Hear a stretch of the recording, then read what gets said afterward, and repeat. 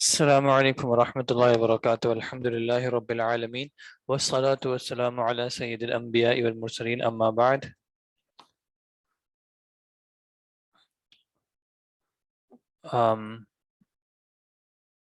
Last class میں ہم المحکم والمختلف کا ٹاپک کر رہے تھے. اگر کوئی آن لائن اس کو ریڈ کر سکیں پلیز.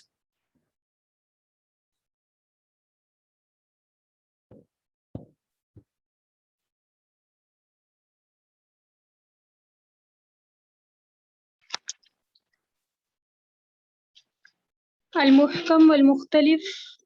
الخبر المحكم هو الخبر المقبول الذي سلم من معارضة مثله. من معارضة مثله. من معارضة مثله. اسی صحیح. ٹرانسلیشن ہم نے یہ ہم نے لاسٹ کلاس میں کر لیے تھے یہ ٹاپکس, تو ابھی آپ آگے چلیں, جہاں تک پچھلی بار کر لیا تھا وہاں تک صرف ریڈ کر لیں. مختلف الحدیث هو الخبر المقبول المعارض بمثله. المعارض بمثله. المعارض بمثله. ماذا يفعل عند تعارض الخبرين المقبولين؟ الجمع إذا أمكن الجمع والتوفيق بينهما بغير تكلف فيعمل بهما. صحيح. النسخ وإن لم يمكن الجمع لكن علم أن أحدهما ناسخا متأخرا يعمل به ويترك الآخر المنسوخ المتقدم. صحیح. وَإِن لَمْ يُمْكِنِ الْجَمْعُ لَكِنْ عُلِمَ أَنَّ أَحَدَهُمَا. صحیح. آگے. الترجیح وإن لم يعلم ذلك يرجح أحدهما على الآخر. يرجح أحدهما على الآخر بوجه من على الآخر بوجه من وجوه الترجيح فيعمل بالراجح ويترك المرجوح. صحيح.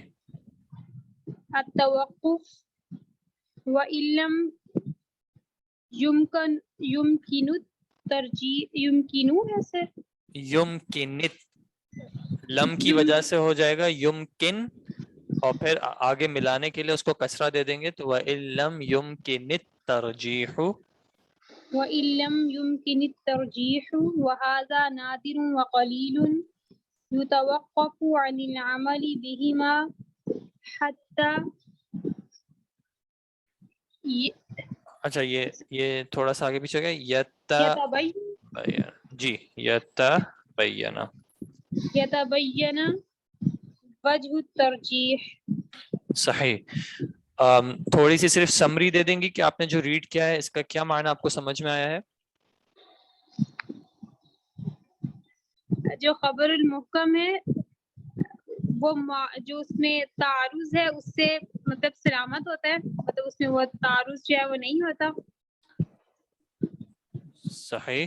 اور مختلف میرا پیچھے سے سارے لیکچرز کمپلیٹ ہیں, بس یہ جو پریویس اصول حدیث کا لیکچر تھا یہ والا اسکپ ہوا تھا, وہ ابھی میں نے ریکارڈنگ سنی ہے. اچھا چلیں. الخبر المحکم وہ احادیث کہلاتی ہیں جن کی کوئی اور حدیث جو ہے وہ معارضت نہیں کر رہی ہوتی, یعنی ان سے کانٹراڈکٹ نہیں کر رہی ہوتی, ان سے اختلاف نہیں کر رہی ہوتی. جبکہ مختلف الحدیث جو ہوتی ہیں یہ وہ والی احادیث ہوتی ہیں جن کی اختلاف میں یا جن سے کانٹراڈکشن میں کم از کم ظاہری کانٹراڈکشن میں کوئی اور حدیث مل رہی ہوتی ہے. تو اگر ہمیں کوئی ایسی دو اخبار مل جائیں, ایسی دو حدیثیں مل جائیں جن کا آپس میں ظاہری طور پہ تعارض لگ رہا ہو, تو پھر کیا کیا جائے گا. تو پہلا اسٹیپ جو کوشش کی جائے گی وہ کوشش کی جائے گی کہ الجمع, ان دونوں میں آپس میں ان کو جمع کرنے کی کوشش کی جائے, ایسے جمع کیا جائے کہ دونوں پہ عمل ایک ساتھ کرنا پاسبل ہو جائے.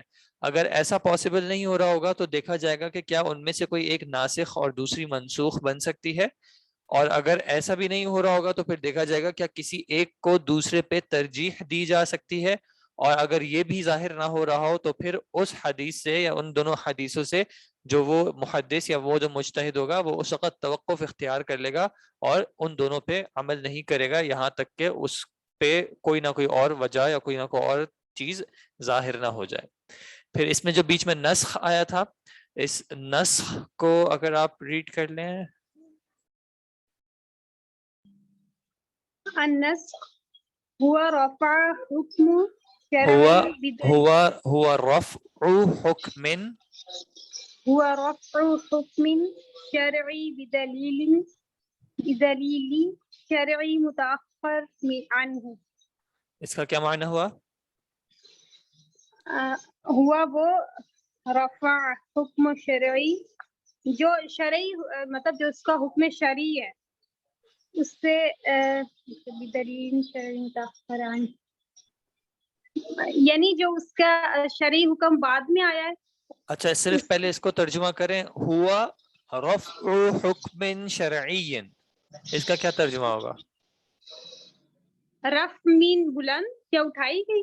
جی ہٹا دینا, بلند کر دینا یا اٹھا لینا.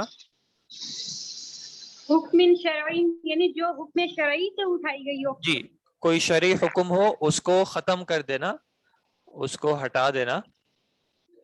ٹھیک ہے. بدلیل اس دلیل کے ساتھ شرعین متاخرن یعنی جو بعد میں آیا ہو شرعی جی حکم.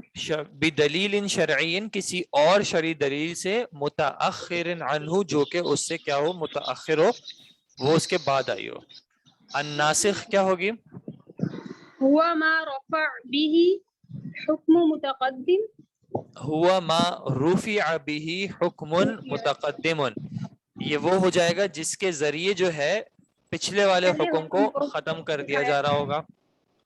اور المنسوخ ہوا ما رفع حکمه بحکم متأخر عنہ ہوا ما رفع حکمہ بحکم متأخر عنہ, یہ کیا ہو جائے گا؟ وہ جو حکم اٹھایا گیا جس کی وجہ سے دوسرا حکم اٹھایا گیا تھا. نہیں, یہ وہ ہے جس کا حکم اٹھا لیا گیا کسی دوسرے حکم کی وجہ سے. ٹھیک ہے, ٹھیک ہے. جزاک اللہ خیرا کثیرا. جی آگے ریڈ کریں. کیف یعرف النسخ, کریں ابھی نہیں ریڈ کریں گے, بعد میں بہت پرابلم ہوگا, اگلے سال میں تو اور پرابلم ہوگا بھائی. مائک اٹھائیں, شاباش شاباش. یہاں پر انا کا کہاں پر عنہ کا معنی ہوگا اس سے, لفظی ترجمہ ہوگا تو مجھے سوال سمجھ میں نہیں آ رہا. یہاں پر عنہ کا لفظی ترجمہ ہوگا, عنہ کا معنی یہاں پہ ہوگا اس سے, متأخر عنہ جو اس سے متأخر ہو. مائک بھائی مائک اٹھاؤ. پڑھنے آئے ہو کیا کرنے آئے ہو؟ بس دیکھنا ہے ہو. جی کوشش کریں, جب کوشش نہیں کریں گے آگے نہیں حل ہوگا مسئلہ.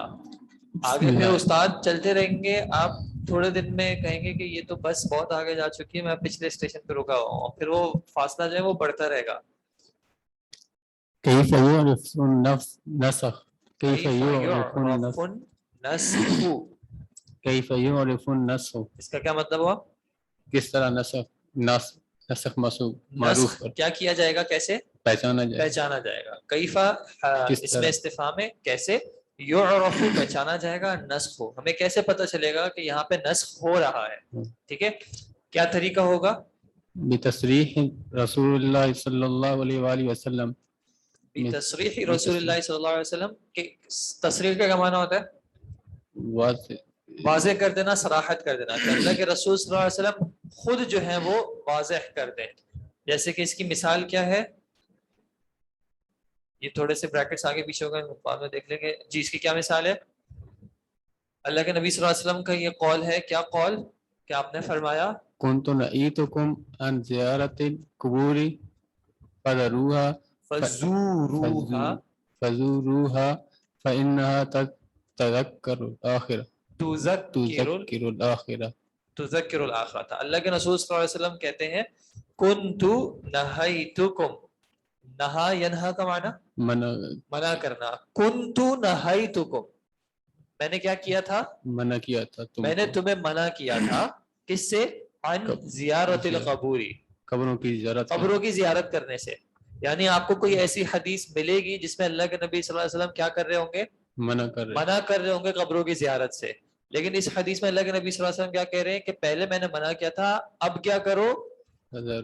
زوروہا. زارو یا زورو سے زوروہا. زوروہا کیا صیغہ ہوگا؟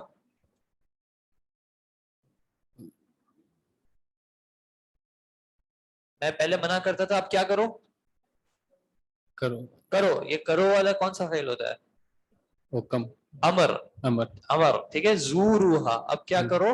اس کی کیا کرو. زیارت کیا کرو، قبروں کے پاس جایا کرو. اور اس کی وجہ کیا بتائی کیوں جایا کرو؟ بے شک وہ انہا، بے شک وہ یاد لاتی ہے. تذکر الآخرت، کیا کرتی ہے؟ آخرت کی یاد دہانی کراتی ہے. تو اب اس حدیث میں کیسے پتا چل رہا ہے کہ کوئی نسخ موجود ہے؟ اللہ کے نبی صلی اللہ علیہ وسلم نے خود کہہ دیا کہ پہلے میں نے منع کیا تھا، اب یہ کیا کرو. تو پہلے والا حکم کیا کہلائے گا؟ منسوخ کہلائے گا. اور یہ والی حدیث کیا کہلائے گی؟ ناسخ کہلائے گی. کہ اس حدیث کے ذریعے جو ہے پچھلی حدیث کا جو ہے وہ حکم اب ختم ہو جائے گا، اس پہ عمل نہیں ہوگا. کیسے پتا چلا؟ کیونکہ اللہ کے رسول صلی اللہ علیہ وسلم نے خود صراحت کر دی ہے. دوسرا طریقہ کیا ہو سکتا ہے؟ بقول صحابی. بقول صحابین، کہ صحابی کا قول ہو جائے. جیسے کہ مثال قول جابر رضی اللہ تعالی عنہ كان الآخر الأمرين عن رسول الله صلى الله عليه وآله وسلم ترك الوضوء مما مست النار.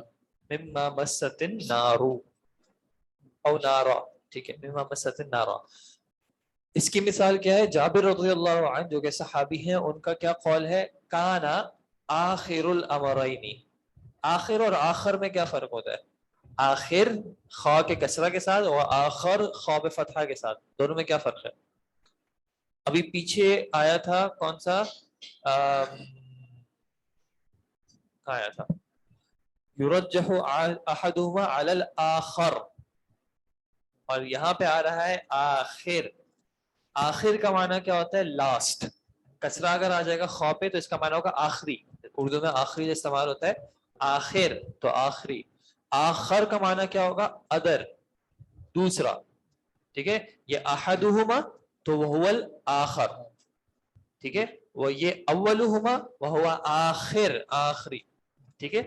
تو یہاں پہ کیا معنی ہے؟ کانا آخر الامرین، کہ آخری امر اللہ کے رسول صلی اللہ علیہ وسلم کا، رسول اللہ صلی اللہ علیہ وسلم. اور امرین پہ کیا معنی ہو جائے گا؟ دو امر. دو معاملوں میں سے اللہ کے نبی صلی اللہ علیہ وسلم کا آخری معاملہ کیا تھا؟ ترک الوضوء او ترک الوضوء. اکانا کی اگر خبر بنا دیں گے تو ترک الوضوء کیا تھا؟ وضو کو ترک کر دینا، چھوڑ دینا. کس چیز پہ وضو کو چھوڑ دینا؟ مما مست النار، اس چیز پہ جس کو آگ نے چھوا یا جس نے آگ کو چھوا ہے. ٹھیک ہے. کیا معنی آگ نے چھوا ہے یا آگ کو چھوا ہے اس نے؟ آگ پر بنی، یعنی اگر وہ کھانے کی چیز آگ پہ پکی ہوئی ہے تو اس پہ پہلے اللہ کے نبی صلی اللہ علیہ وسلم نے کیا کیا تھا؟ وضو کیا تھا. کہ آپ صلی اللہ علیہ وسلم نے جب کوئی ایسی چیز کھائی جو آگ پہ پکی ہوئی تھی تو اللہ کے نبی صلی اللہ علیہ وسلم نے اس کے بعد کھانے کے بعد وضو کیا. لیکن پھر اس کے بعد دوسرا معاملہ کیا آیا کہ آپ نے پھر وضو کو چھوڑ دیا. یعنی اگر پہلے وضو میں تھے تو اس چیز کو کھانے کے بعد آپ نے واپس سے وضو نہیں کیا. اور یہ کس کے مخالف ہے؟ اس حدیث کے مخالف ہوگی جس میں یہ آ رہا ہوگا کہ اللہ کے نبی صلی اللہ علیہ وسلم کا وضو تھا، پھر انہوں نے کوئی چیز ایسی کھائی اور پھر اس کے بعد واپس وضو کیا یا اس کا حکم دیا. تو اب جابر رضی اللہ عنہ کیا بیان کر رہے ہیں کہ آخری جو امر تھا، یعنی دونوں امر ثابت ہے، لیکن جو لاسٹ تھا جو بعد میں آیا جو متأخر ہے وہ کون سا ہے کہ آپ نے پھر اس پہ وضو نہیں کیا. تو اب یہ جو ہے ناسخ بن جائے گی اور پہلے والا حکم جو ہے وہ منسوخ بن جائے گا. تیسرا کیا ہے؟ بمعرفت التاریخ. بمعرفت التاریخ، تاریخ سے پتہ چلتا ہے. تاریخ سے کیسے پتہ چل سکتا ہے؟ مثال تحریم نکاح المتعتی، کہ کوئی معاملہ جو کسی واقعے پہ پتہ چل رہا ہو آپ کو، مثال کے طور پہ حجۃ الوداع پہ پتہ چل رہا ہو، فتح مکہ کے بعد کا پتہ چل رہا ہو، کسی صحابی کے اسلام کے بعد کا پتہ چل رہا ہو، تو اس کے ذریعے جو ہے ہمیں کبھی کبھی تاریخ کا پتہ چل جاتا ہے. کوئی معاملہ ہجرت کے بعد کا ہے، ہجرت سے پہلے کا ہے، تو اس کے ذریعے ہمیں پتہ چل جاتا ہے کہ بھئی پہلے کون سی بات ہوئی تھی، بعد میں کون سی بات ہوئی تھی.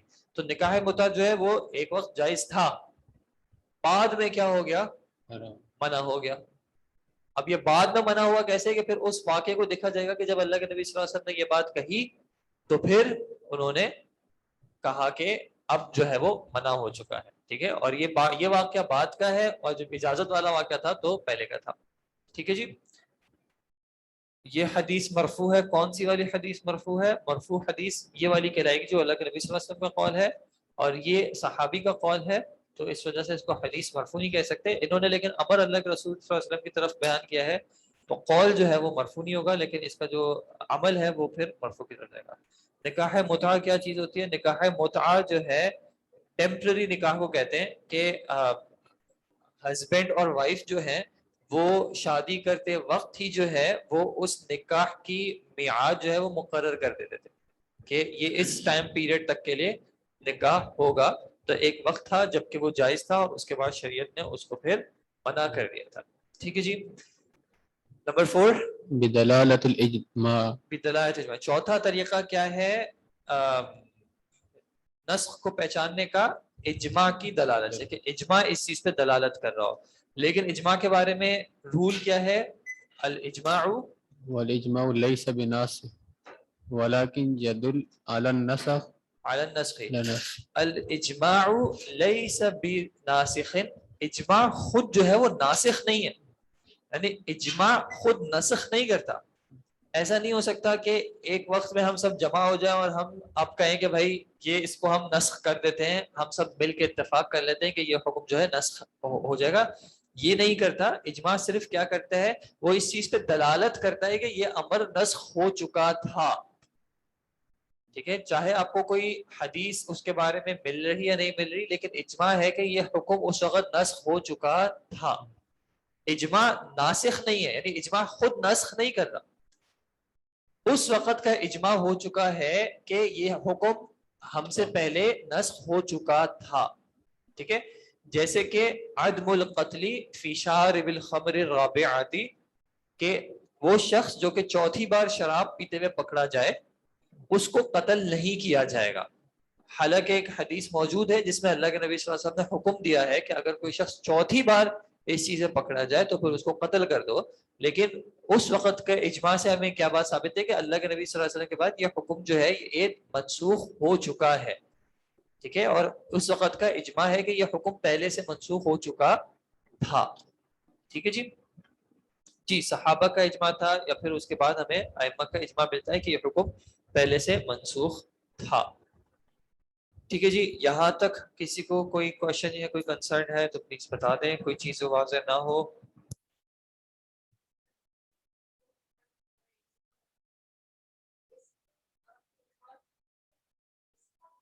نہیں جی, یعنی اللہ کے نبی صلی اللہ علیہ وسلم کے ٹائم کے فوراً بعد جو ہے, دیکھیں کچھ معاملات ایسے ہوتے ہیں جو کہ مثال کے طور پہ اگر آپ نے یہ بات سنی ہو, یہ انشاءاللہ اصول فقہ میں ہم پڑھیں گے کہ امام مالک کا ایک اوپینین ہے کہ کسی چیز کو جاننے کے لیے کہ وہ شریعت کا حصہ ہے یا نہیں ہے, میں سمپلیفائی کر کے بتا رہا ہوں, یہ جاننے کے لیے کہ شریعت کا وہ حصہ ہے یا نہیں ہے, شریعت کا اعتبار اس چیز پہ ہے نہیں, وہ دیکھتے تھے عمل اہل مدینہ کو, یعنی اہل مدینہ کا اس چیز پہ کیا عمل تھا.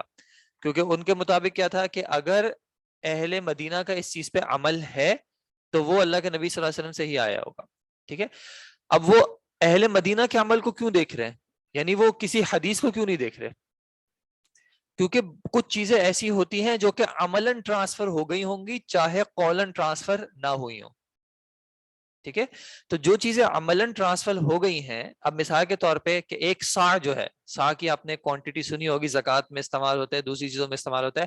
سا کی سائز کتنی تھی یا اس کی کوانٹٹی کتنی تھی یہ ہمیں الفاظوں میں نہیں ملے گا, یہ ہمیں کس طرح ملے گا, یہ ہمیں عملاً جو ہے ایک سا چلا آ رہا ہوگا کسی زمانے تک, اس سے پتہ چلے گا.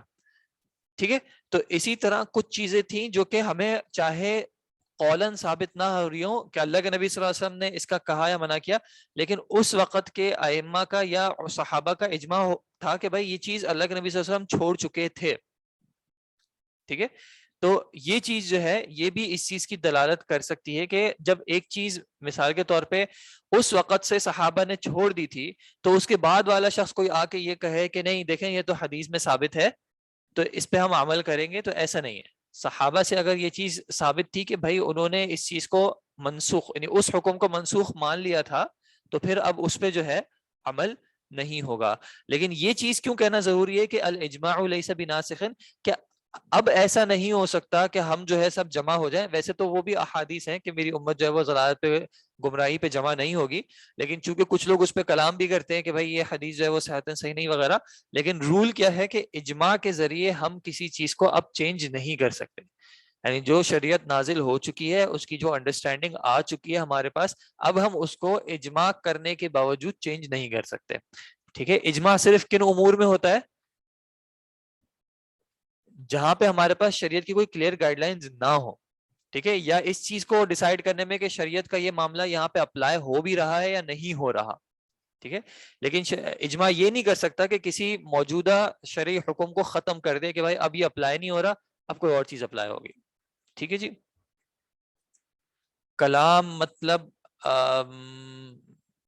بات، اسپیچ.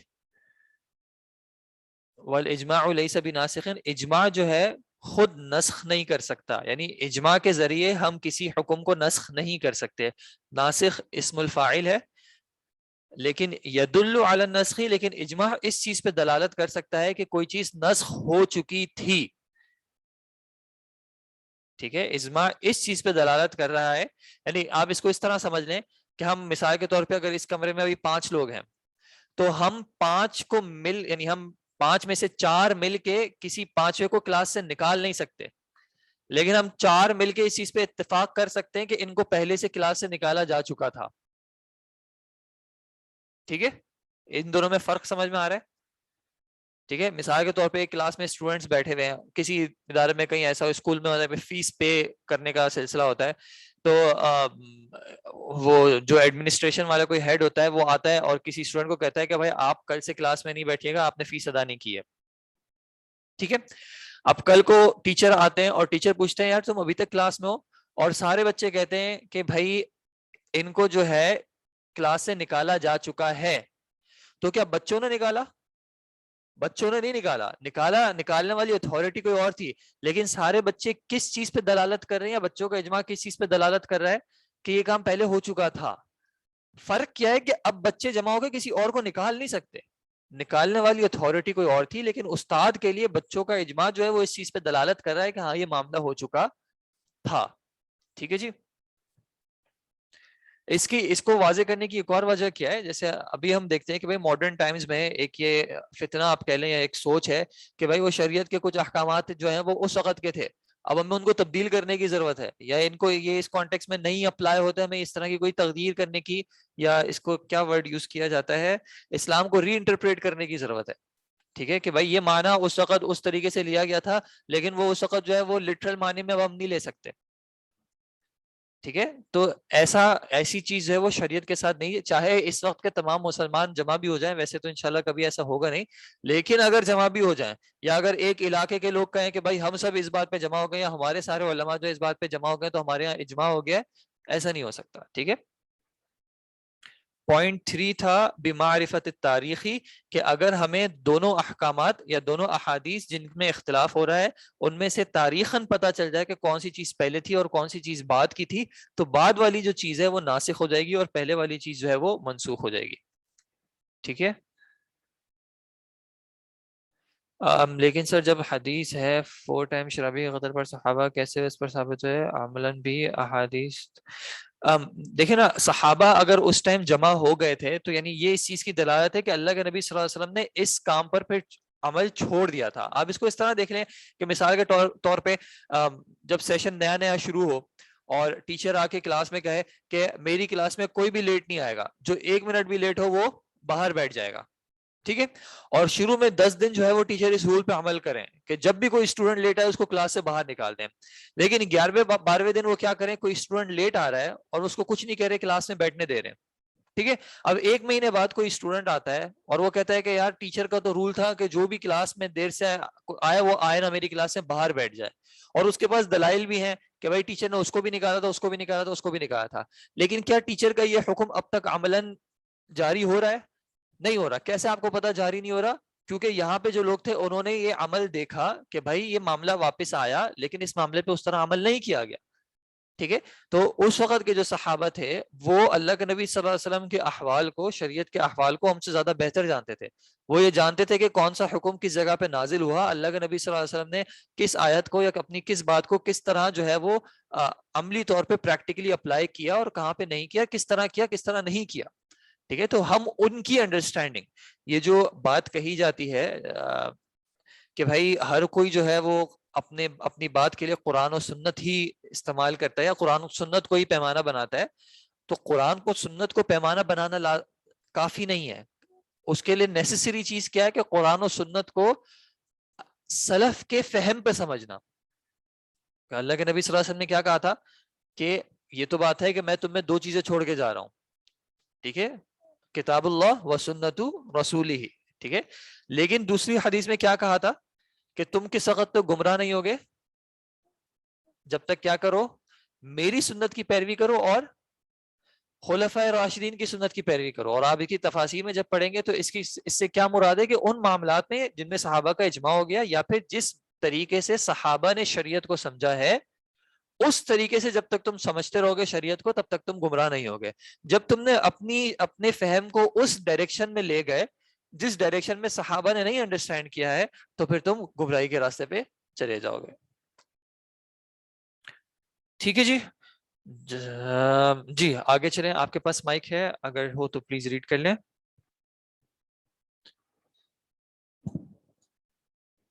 الجراح وتعديل. الجرح والتعديل. وتعديل. الجرح هو ذكر صفة الراوي بما يوجب ما يوجب رد روايته. صحیح. هو ذکر صفت الراوی بما یوجب رد روایته. کیا معنی ہوا؟ ہوا وہ ذکر صفت الراوی کا معنی کیا ہوگا؟ راوی کی صفت. راوی کی صفت. ذکر کرنے کا معنی کیا ہوگا؟ بیان کرنا یا ذکر کرنا. اس کو اگر آپ ورڈز میں فارم کرنا چاہیں تو کیسے کریں گی؟ صرف یہاں تک کیسے کو؟ جس کی صفت، جس راوی کی صفت راوی کی صفت کو ذکر کرنا. ٹھیک ہے. جرح کیا ہے؟ راوی کی صفت کو ذکر کرنا. کیسی صفت کو ذکر کرنا؟ بما یوجبو. یوجبو کا کیا معنی ہے؟ یہ باب کون سا ہے؟ یوجبو.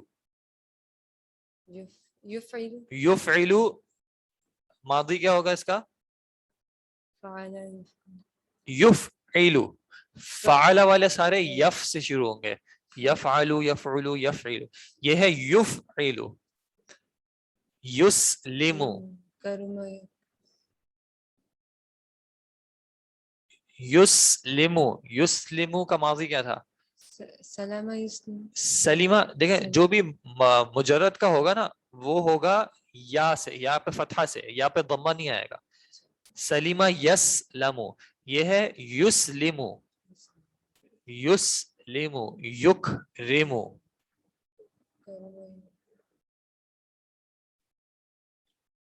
اکرامن.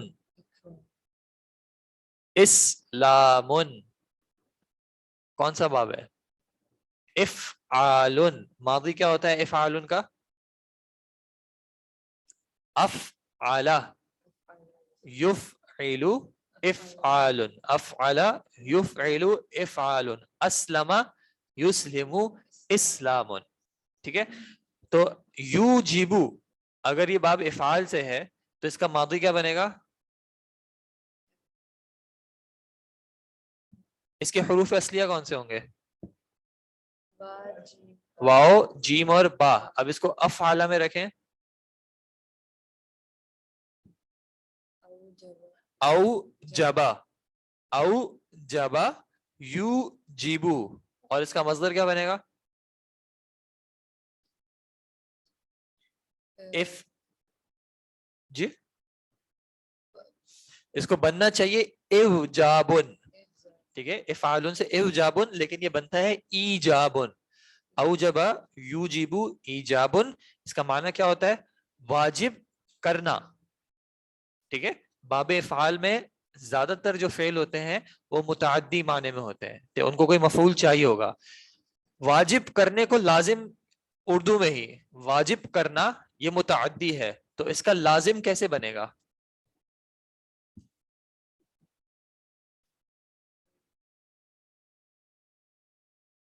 بٹھانا فعل متعدی ہے، اس کا لازم کیسے بنے گا؟ بیٹھنا. تو واجب کرنا اس کا لازم کیسے بنے گا؟ واجب ہونا. ٹھیک ہے، واجب ہونا آئے گا عام طور پہ ثلاثی مجرد سے، وجب یجب، واجب ہو گیا. ٹھیک ہے، کبھی اللہ کے نبی صلی اللہ علیہ وسلم نے کہا قد وجبت، اس پہ واجب ہو گئی، جنت واجب ہو گئی، جو بھی واجب ہو گئی. اور اس کا مزید فی میں باب فاعل سے آئے گا اوجب یوجب، واجب کرنا. تو ہوا ذکر صفت راوی، یہ راوی کی صفت کا ذکر کرنا ہے. کس طریقے سے یا کس صفت کا ذکر کرنا ہے؟ ما یوجب، جو واجب کر دے، جو واجب کر دے. یہ ما کون سا والا ما ہو جائے گا؟ جو والا کون سا ما ہوتا ہے؟ الذی والا. الذی والا کیا ہوتا ہے؟ الذی التی، یہ کیا ہوتے ہیں؟ اس میں موصولہ. تو یہ ما جو ہے یہ اس میں موصولہ کے طور پہ یہاں پہ آ رہا ہے، ما موصولہ. راوی کی صفت کا ذکر کرنا اس صفت کا جو کہ کیا کرے؟ یوجبو، واجب کر دے. کیا واجب کر دے؟ رد روایتی ہی، اس کی روایت کو رد کرنا. ٹھیک ہے. الجرح، جرح کرنے کا معنی کیا ہے؟ راوی کی کسی ایسی صفت کو ذکر کرنا جو کہ اس کی روایت کو رد کرنے کو واجب کر دے. ٹھیک ہے، یا اس کی طرف اشارہ کر دے، یا اس کی طرف لے جائے. اگر آپ ہلکے الفاظ استعمال کرنا چاہیں تو جو اس کی روایت کو قبول نہ کرنے کی طرف آپ کو ڈائریکٹ کر رہی ہو. ٹھیک ہے، مثلا کونہ کذاب او فاسق او لیسا بثقۃ. جیسے کہ اس کے بارے میں کہا جائے کذاب، یا پھر کہا جائے فاسقن، یا پھر کہا جائے لیسا بثقۃ. اب دیکھیں دو جو صفات ہیں، ایک ہے کذاب جو کہ نیگیٹو صفت ہے، فاسقن بھی نیگیٹو صفت ہے، اور لیسا بثقۃ کیا ہے؟ کسی پازیٹو صفت کا انکار ہے. ٹھیک ہے، تو کبھی ایسا ہوگا کہ اس کے بارے میں کوئی برا کلام ہو رہا ہوگا، یا اس سے کوئی اچھے کلام کو ہٹایا جا رہا ہوگا کہ یہ نیک بندہ نہیں ہے، یہ اچھا بندہ نہیں ہے. ٹھیک ہے. اچھا آپ خود سوچ کے بتائیں، کسی کے بارے میں کہوں کہ یہ جھوٹا ہے اور کسی کے بارے میں کہوں یہ سچا نہیں ہے، ان دونوں میں کوئی فرق ہے؟ کیا فرق ہے جو کہہ رہے ہیں کہ فرق ہے؟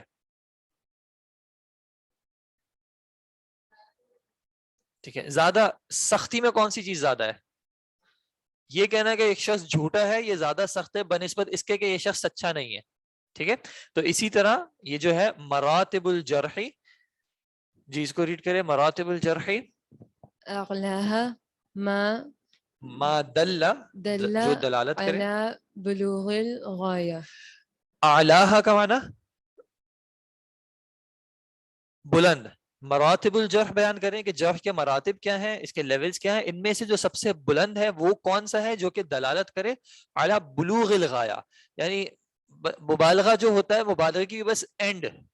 ٹھیک ہے، بالکل اینڈ کا جو صیغہ ہو کہ بھائی اس کے آگے ہم جا ہی نہیں سکتے، وہ جو ہے سب سے اس کا بلند. یعنی بلند کے معنی میں یہاں پہ کیا ہوگا؟ سب سے برا درجہ ہوگا اس کا جرح کا. بس اس کی مثال کیا ہے؟ اکذب الناسی، لوگوں میں سے سب سے جھوٹا. ٹھیک ہے، کہ بھائی اس سے زیادہ جھوٹا شخص ہی نہیں ہے. دوسرا کیا ہے؟ ثم ما دل علی المبالغہ، اس کے بعد تھوڑا سا کم درجے میں کون سا ہے؟ جس میں صرف مبالغہ ہو، کہ ہوا وضاع. وضاع کا معنی کیا ہوگا؟ وضاع، اس میں حروف اصلیہ کیا ہے؟ واو وضاعین. وضاع کرنے کا کیا مطلب ہوتا ہے؟ حدیث وضاعین سے اسم المفعول کیا بنے گا؟ موضوع. ٹھیک ہے، یہ اردو والا موضوع نہیں ہے کہ کسی موضوع پہ آپ مضمون لکھیں. یہاں پہ جس کو وضع کیا گیا ہے، جس کو گھڑا گیا ہے. عربی میں افترا کا معنی بھی استعمال ہوتا ہے، افترا کیا ہے اپنی طرف سے بنا لیا ہے. تو وضاع جو کہ گھڑتا رہتا ہے چیزوں کو. اور دجال، دجل کیا ہوتا ہے؟ فتنہ یا دھوکا. ٹھیک ہے، جو دھوکا دیتا ہے، سب سے زیادہ دھوکا دیتا ہے. وَأَسْهَلُهَا, اسہل کا معنی کیا ہوگا؟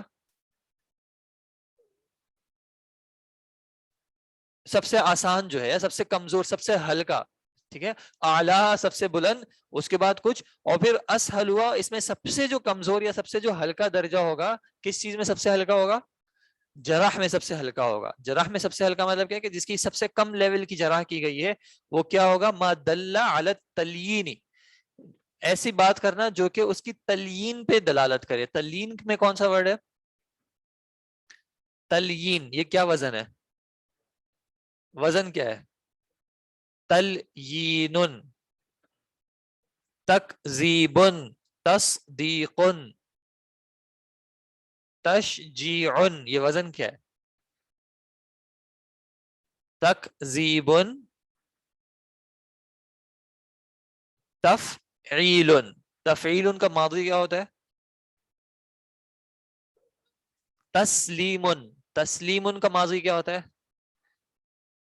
صلی اللہ علیہ وسلم. سلم، مضارع یسلم، تسلیم. وزن کیا بنا ماضی میں؟ فعل، یفعل، تفعیل. فعل یفعل تفعیل، سلم یسلم تسلیم. یہاں پہ کیا بنے گا؟ لینا یلین تلین. تو لینا سے کون سے حروف اصلیہ نکلے؟ لام یا نون. لین کا معنی کیا ہوتا ہے؟ نرم. ٹھیک ہے، لین کا معنی ہوتا ہے نرم.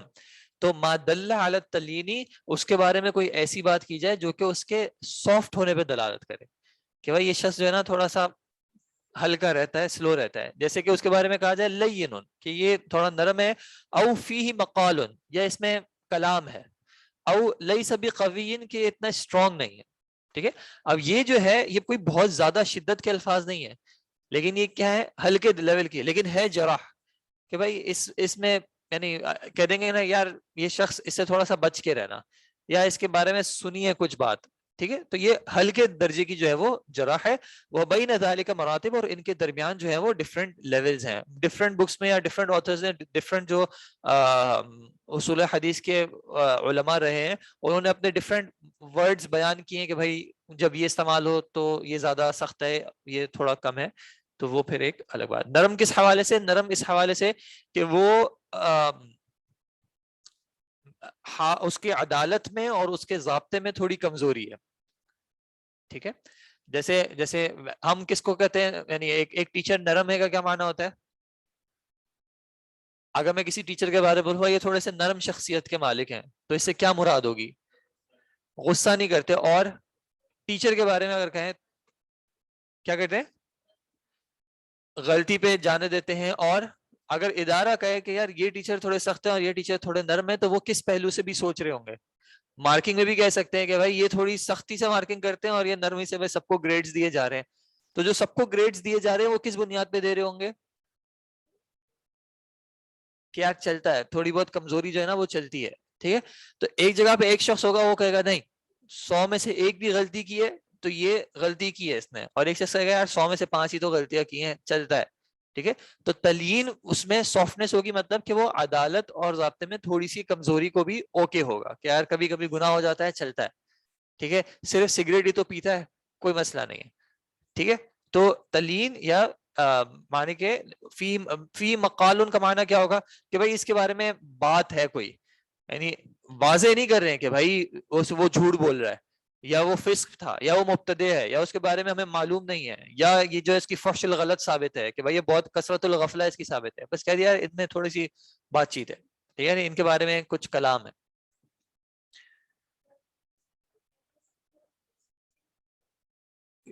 دیکھیں یہ یہاں پہ پھر ایک تھوڑا سا ڈفرینس آئے گا جو اگر آپ کو یاد ہو ہم نے دیکھا تھا کہ حسن لذاتی ہی اور جو حسن لغیری ہی جس درجے تک پہنچی تھی. ٹھیک ہے، کہ اگر ایک شخص کے بارے میں کہا جائے کہ یار ان کی بات تھوڑی سی دیکھ بھال کے لیجیے گا تو اس کو صحیح کے درجے پہ نہیں پہنچایا لیکن حسن کے درجے پہ پہنچا دیا. یا اگر ان کی بات کی کسی اور سے تائید مل گئی تو پھر اور آپ کی بات میں تقویت آ جائے گی کہ ہاں یہ جو بات کہہ رہے ہیں وہ ٹھیک کہہ رہے ہیں. یعنی جب ایسے شخص کے بارے میں بات کی جائے گی تو پھر اس کی روایت کو کمپلیٹلی رد نہیں کیا جائے گا, بلکہ دوسرے جو ایویڈنسز ہیں ان کا ویٹ کر لیا جائے گا کہ یار کوئی اور شخص بھی اگر یہ بات کہہ لے گا تو پھر ہمارے ذہن میں جو ہے وہ ایک اطمینان قلب آ جائے گا کہ بھائی یہ بات صحیح کر رہا ہے. اگر ایسا شخص کوئی بات اکیلے ہی کر رہا ہو تو پھر ایک تھوڑا سا ایک احتیاط کا پہلو ہوگا کہ یار یہ شخص ویسے کمزور ہے اور صرف یہی بات کر رہا ہے, تو پھر ہمیں تھوڑا سا احتیاط سے کہنا چاہیے. اور اس میں جو ہے آپ کی بات بالکل صحیح ہے کہ اس طرح کی چیزوں میں کہیں نہ کہیں اجتہاداً ایک ڈفرینس آ جاتا ہے, ٹھیک ہے, جس وجہ سے ہم دیکھتے ہیں کہ بھائی احادیث میں بھی کبھی ایسا ہے کہ کسی محدث نے ایک حدیث کو قبول کیا ہے اور کسی محدث نے جو ہے نا اس کو قبول نہیں کیا, کیونکہ اس طرح کی بات ہوتی ہے کہ بھائی کوئی راوی ہے اس کے بارے میں کلام بھی ہے لیکن اتنا تو بہت زیادہ سخت کلام بھی نہیں ہے, تو کوئی کہہ دیں گے کہ چلو اگر اتنا سخت نہیں ہے تو میں قبول کر رہا ہوں, دوسرے کہیں گے کہ میں قبول نہیں کر رہا, اینڈ سو آن. ٹھیک ہے. مقال, جی مقال اسم المفعول کا صیغہ ہے, مقول اصل میں ہونا چاہیے تھا مفعول کے وزن پہ مقول, لیکن وہ پھر اس میں کچھ چینجز ہو کے یہ آ گیا مقال, کہ ان میں کوئی بات کہی گئی ہے. ٹھیک ہے, تو مقال اسم المفعول ہے ٹیکنیکلی. وبین ذالک مراتب, اور ان کے درمیان درجے ہیں, یعنی اور بھی 3 تو ویسے بیان کیے کہ سب سے بلند یہ, سب سے کم یہ ہے, اور ان کے بیچ میں اور بھی درجات ہیں. جی التعدیل,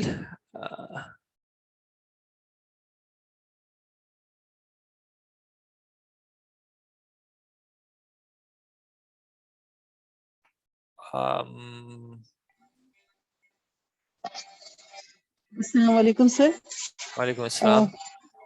التعدیل ہوا ذکر صفت الراوی بما یوجب قبول روایته, مثلا کونه ثقة او ثبت او لا يرد حدیثه.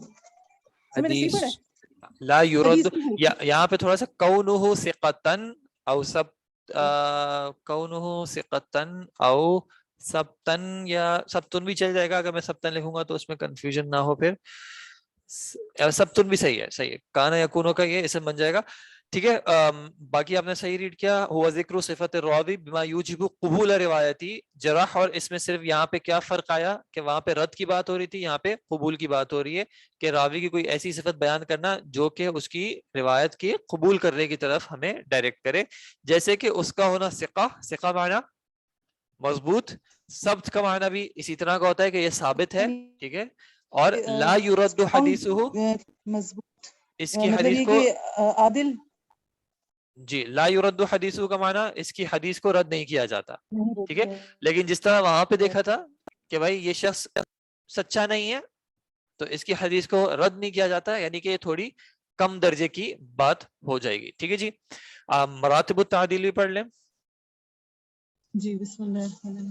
مراتب التعدیلی اعلاها ما دل على بلوغ الغایتی او المبالغتی. مبالغتی, اعلیٰ مفاعلہ, سب سے اعلیٰ اس میں وہ ہے, اعلیٰ سب سے اعلیٰ اس میں وہ ہے جو کہ دلالت کرے علی بلوغ الغایتی, بڑی غایت پہ. بلوغ الغایہ سب کا لوگ معنی, انسانوں میں سب سے زیادہ ثقہ, یعنی کہ ٹھیک ہے, بلوغ الغایہ کا, ٹھیک ہے جزاک اللہ خیر. بلوغ الغایہ, غایہ کس کو کہتے ہیں, غایت کس کو کہتے ہیں؟ غایت سے مراد کبھی تو مراد بھی ہوتی ہے کہ آپ کی مراد کیا ہے, اور غایت سے مراد اینڈ, انتہا. ٹھیک ہے, تو بلوغ الغایہ سب سے اینڈ لیول پہ جب وہ پہنچ جائے, ٹھیک ہے, پہنچنے کا جو سب سے بڑا درجہ ہو یا سب سے آخری درجہ ہو وہاں تک ہونا, اور مبالغہ ایگزیجریشن, جیسے کہ اوثق الناس یا افعل اوثق الناس یا اوثق الناس, کہ لوگوں میں سب سے زیادہ مضبوط, سب سے زیادہ ثقہ.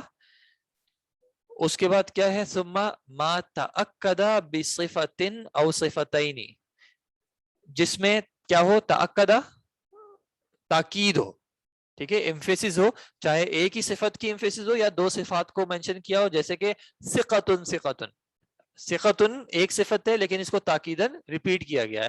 یا پھر اس کے بارے میں دو صفات مینشن کر دی, ثقتن و حجتن, ٹھیک ہے, یا ثقتن او ثبتن و ثبتن او حجتن او حافظن, ٹھیک ہے.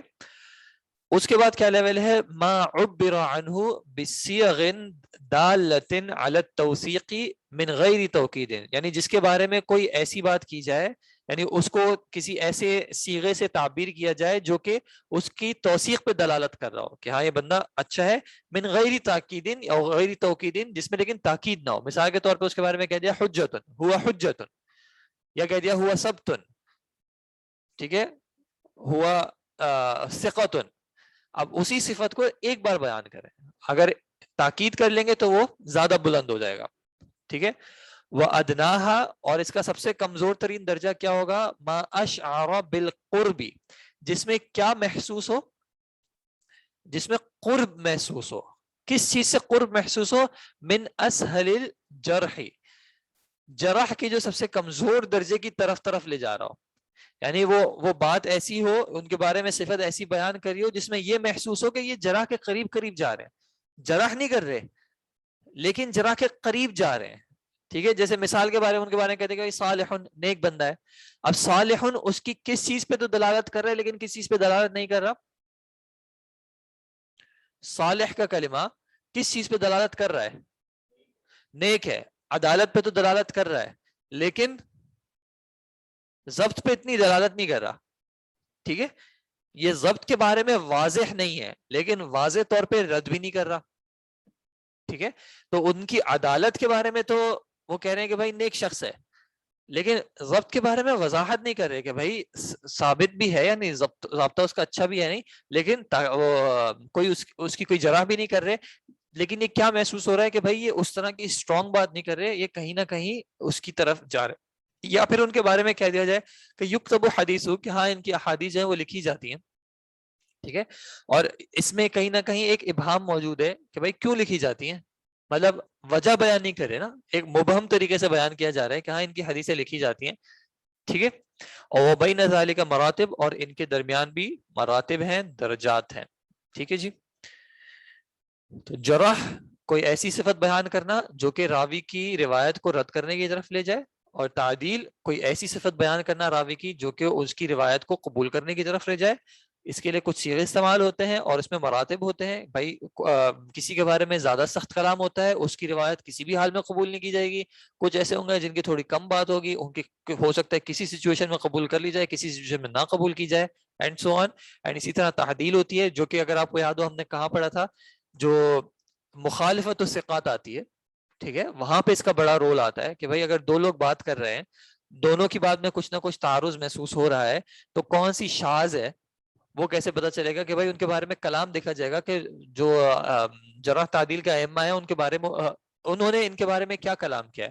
کسی کے بارے میں اگر وہ تو مضبوط ترین شخص ہے اور کسی کے بارے میں آ رہا ہو کہ ہاں نیک شخص ہے, تو پھر زیادہ کس کی بات کو پرائرٹی دی جائے گی, پریفرنس دی جائے گی, تو پھر وہ ان مراتب سے جو ہے وہ واضح ہوتا ہے. مبہم کا معنی ہوتا ہے جس میں تھوڑی سی ویگنس یا ایمبیگوٹی ہو, بہت زیادہ تفصیل نہ ہو, ڈیٹیل نہ ہو, ٹھیک ہے. وہ انشاءاللہ آگے آئے گا, مبہمین و مفسرین, تو پھر اس کو انشاءاللہ اگلی کلاس میں دیکھ لیں گے. ابھی نماز کا ٹائم ہو جائے گا.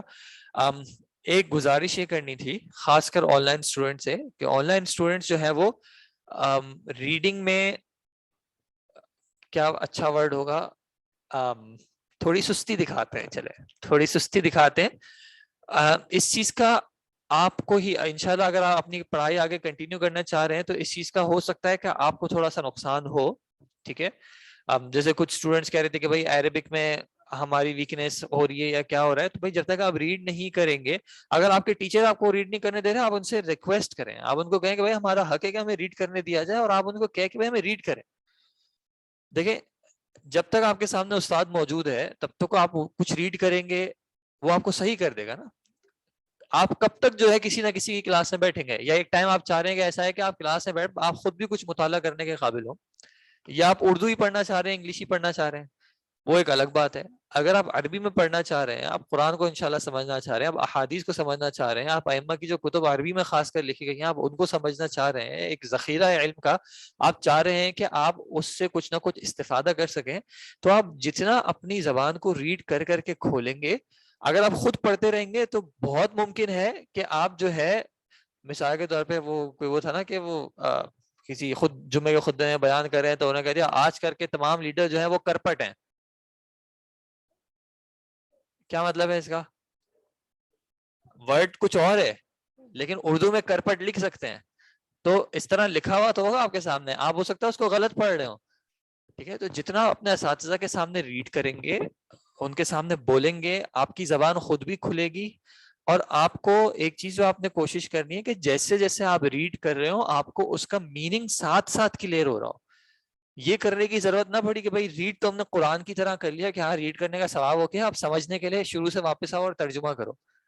ٹھیک ہے، آپ جیسے جیسے ریڈ کریں، کیونکہ دیکھیں ظاہر سی بات ہے جب آپ کو مطلب سمجھ میں آ رہا ہوگا تو اسی کی بنیاد پہ آپ کی ریڈنگ جو ہے وہ صحیح ہو رہی ہوگی. اس کو من پڑھنا ہے یا من پڑھنا ہے کیسے پتا چلے گا؟ پڑھ تو دونوں سکتے ہیں اگر حرکت نہ لگی ہو. جب آپ کو اس کا معنی سمجھ میں آ رہا ہوگا تبھی آپ بتا سکیں گے کہ بھائی من پڑھنا ہے یا من پڑھنا ہے.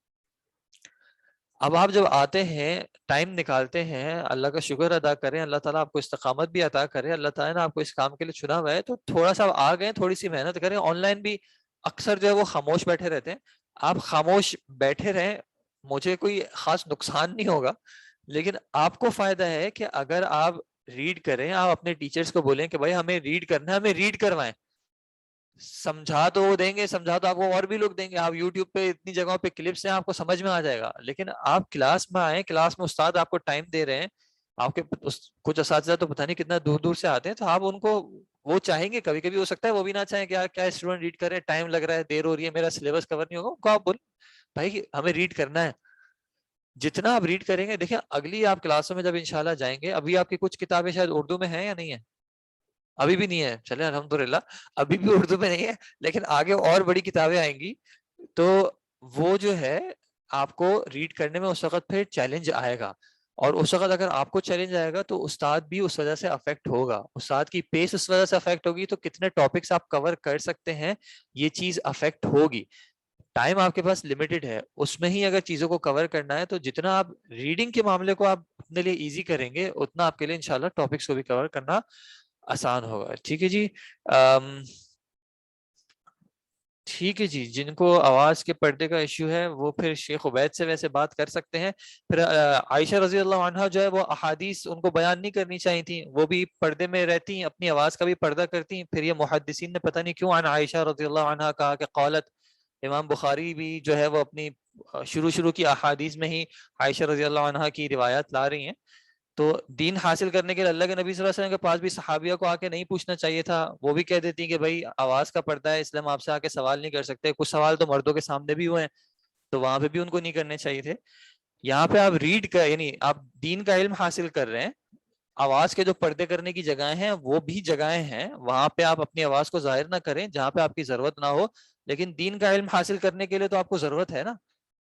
وہ جو صحابیہ نے آ کے پوچھا تھا سوال، اس سوال میں انہوں نے کیا کہا تھا کہ اللہ تعالیٰ حق بیان کرنے سے نہیں شرماتا. تو یہ جو شرم ہوتی ہے اس کی بنیاد پہ انسان کو دین نہیں ملے گا.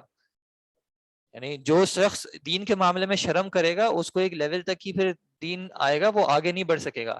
جہاں پہ آواز کا پردہ کرنا ہے آپ بالکل وہاں پہ کریں، لیکن جہاں پہ دین کا علم حاصل کرنے کی بات ہے وہاں پہ اس چیز کو رکاوٹ نہ بننے دیں. اور اس کے آپ میں کوئی اپنی طرف سے بات نہیں کر رہا، آپ ادلہ دیکھیں نا، آپ احادیث کیا آپ نسائی پڑھ رہے ہیں نا، نسائی میں آپ دیکھیں کہ امام نسائی تک عائشہ رضی اللہ عنہ کی بات کیسے پہنچ گئی. اور صرف عائشہ رضی اللہ عنہ نہیں ہے، بہت ساری اور صحابیہ بھی ہیں، تابعین میں سے بھی ہیں جو محدثات ہیں. آپ اس میں دیکھیں پوری سٹڈیز ہیں کہ محدثین میں سے کتنی ایسی تھیں جو فیمیلز تھیں. تو جس معاملے میں سختی کرنی چاہیے ان معاملات میں بالکل سختی کرنی چاہیے، لیکن ہر جگہ پہ اس طرح پھر جو ہے کہیں پہ پھر وہ آپ کی اپنی اسٹڈی کے لیے، آپ کے اپنے دین کو علم حاصل کرنے کے لیے رکاوٹ بن سکتا ہے. ٹھیک ہے جی، جزاکم اللہ خیر. السلام علیکم ورحمۃ اللہ وبرکاتہ. سبحانک اللہم وبحمدک، اشہد ان لا الہ الا انت استغفرک واتوب الیک. جن کو ڈانٹ سے ڈر لگتا ہے تو اگر میں ڈانٹتا ہوں تو وہی بہت بہت معذرت، آپ مجھے بتا دیجیے گا کہ مجھے ڈانٹ سے ڈر لگ رہا ہے، اس وجہ سے میں ایکسٹرا خیال کر لوں گا کہ میں نہ ڈانٹوں. لیکن ابھی تو نہ پڑھنے پہ بھی ڈانٹ پڑ رہی ہے، تو اس سے بہتر ہے کہ آپ پڑھ کے ڈانٹ سن لیں. ٹھیک ہے جی، جزاکم اللہ خیر. السلام علیکم و رحمۃ اللہ.